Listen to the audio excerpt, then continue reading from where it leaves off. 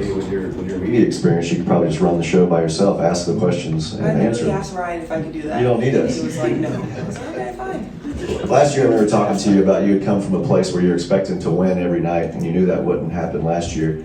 You never want to get in a place where you just get used to losing. How did you avoid that mindset last year, and how have those close losses fueled you for this year? Yeah, I mean, just being a competitor in general, I don't think anyone here is going to ever just get comfortable losing. And I think that's something that we saw within each other last year. And then bringing in the group of girls that we have, the rookies, people that we were able to get in free agency. I mean, you can just tell that they have this competitive spirit that we're not accepting losing. And yes, last year we definitely had some really close games, but I think we were able to see and grow from those. And that's why we're so excited for this year, because we have so much talent in this room and we've just been working together to gel. And so I'm really excited for what's to come this year. Lou, go ahead. Aliyah, I saw a comment, I think it was, I don't know, somebody's story that moved over the last couple of days, commenting on Caitlin signing an ultrasound, and you said, dang. Yes. And what is the oddest thing you've ever signed, and how Well, it's many not an of there have ultrasound. there been? It's not an ultrasound. Not an So I think she ultrasound. wins. I honestly, I don't even know, because when you try to compare it to an ultrasound, I mean, I think anything else is just like, it's just beneath, you know? So, I mean, I think it's pretty cool though, because we're at a Pacers game, and yet there's so much energy around Caitlin, around the fever, and so it's really special because you know that this is going to be an exciting year, but I thought that was pretty cool. Dana, go ahead. Or if you have, go ahead. Yeah. So what is your goal this year overall for this season? What is your number one goal? The number one goal is definitely going to be playoff, and not just playoffs at like lower seeds, but hopefully even in the middle of the pack, just because of that's how we want to come in this year, and that's how we want to compete and just make it hard for teams. I think the biggest thing for us also is being the hardest working team, being consistent, because when you have that and you're going into every game, you know what each other's going to bring, you know that you can rely on each other, and so I think that'll be really great for us this year. There you go. Mike in the front row there. Aliyah, we've sort of asked Lynn and some other folks in here about security, and that's been an issue that's been talked about a lot in the last few years, especially someone like yourself who is so recognizable, became very recognizable in college.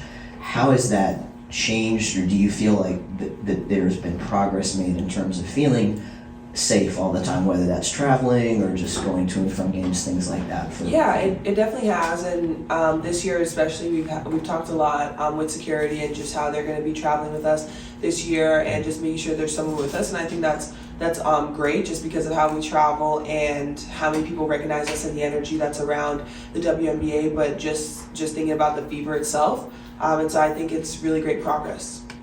Tony, go ahead. I'm curious how often you talk to Asia nowadays, and her rookie season, the Aces went 14-20. Like the path from that team going from where they were to where they are now, if the Fever could copy some of that.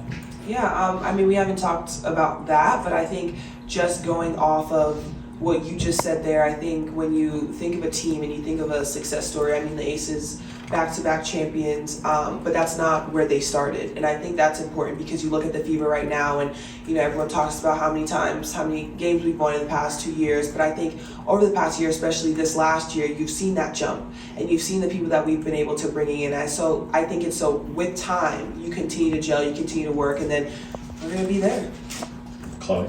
Yeah, you've talked about, being in a lot of close games last year, and you're unfortunately on the wrong side of those. Just how does that experience help you going into this year, just to be on the right side of close games? I mean, the WNBA is the best professional league there is, right? And so you're looking at it, and it is hard to be on this team. It's hard to be one of the 144. And so coming in, yes, we had a lot of close games, but as a rookie, being able to see how I was able to build off of that mentally, physically, work in the offseason, knowing what it's going to take for us to continue to close out some of these close games. But then you also look at my teammates that have came in that just continue to work on their game especially. So, I mean, you look at it, yeah, we lost a lot of games last year, but I still think of how young we were, right? And the experience, bringing in the rookies, having a bunch of second years with a couple vets. I mean, we are just building, and it takes time, and I'm really excited for this year, because I think we have been working a lot. We've been working together. We brought in some great pieces, and so it's going to be really exciting. Go on Zoom. Sean Schultz. Sean, you got one? Hey, Leah, Schultz, WNBA Swish. A lot gets talked about with Caitlin, rightfully so, but with your other new additions, Katie Lou, some of the others, what have you noticed about how the chemistry's come together, and just what have you noticed about them in general? Yeah, I mean, great teammates. I think that's the biggest thing.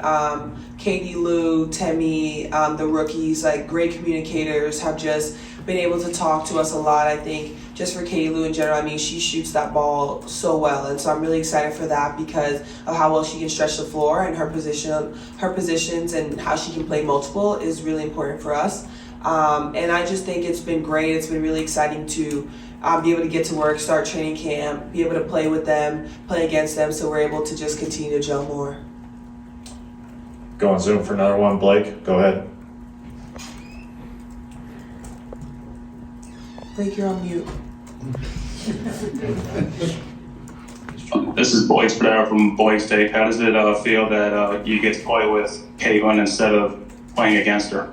Yeah, As an opponent? yeah, it feels really great. I remember the first day she came in, I was like, Caitlin, I don't have any beef with you, but girl, you did not have to drop 41 against me. I was really trying to get to that championship, but whatever. I mean, it feels great just because you're able to see and be on that side of receiving passes, just the way she shoots the ball. And I think she makes you better, and I think she pushes you just because of her competitive spirit, but also her ability to see the floor. I think that's one of the biggest things. I feel like I say it all the time, but I know everyone talks about her three-point shot, but she sees the floor really well, and she's able to get you the ball where you need it.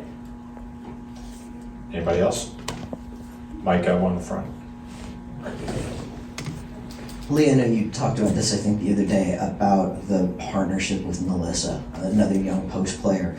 I wonder if you could expand on that a little bit, the way the two of you learned to play on the court together last year, and how do you think that's going to continue this season? Yeah, Liz is a great post player, and I think you've been able to see it a couple times last year in games, this year, upcoming, you know, how her ability to put the ball on the floor and attack, and I think that makes her more of a threat because she can attack from the perimeter, she can shoot the three, she can make the right pass in, but also being able to flip-flop, I think, just because there's not some forwards that are undersized that she can post up, and so just being able to read off each other. I think last year we had a great bond, figuring out how to play, how she likes the passes, how I like the passes in, especially when it's coming post to post, and just being able to push each other. And I think that's the biggest thing. And then also us being able to attack the boards. Rebounding, I think, is definitely been something that we talked about this year. Just being able to crash the glass, give each other second chances, give the team second chances, and be able to push in transition.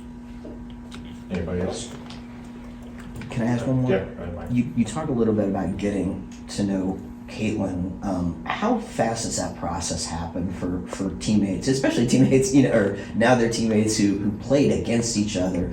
Do you guys spend a lot of time away from the court just getting to know each other a little bit, or how does that process work? Yeah, I think we, like, on the court, obviously we build that relationship, and off the court we're able to do stuff, especially when we have team activities to do. But I think honestly, you really get to know each other on the court a lot. I know that sounds like a lot of stuff is built off the court, but when you have a season, a quick turnaround like that, and we are on the court so much, you're able to talk, understand. Like, we've talked after practices, before practices, just understanding each other a little bit more. But it's honestly been great. It definitely is quick, but it's not something that has to be forced, if you know what I mean. Like, it's just good conversation, easygoing, and so it's been really nice.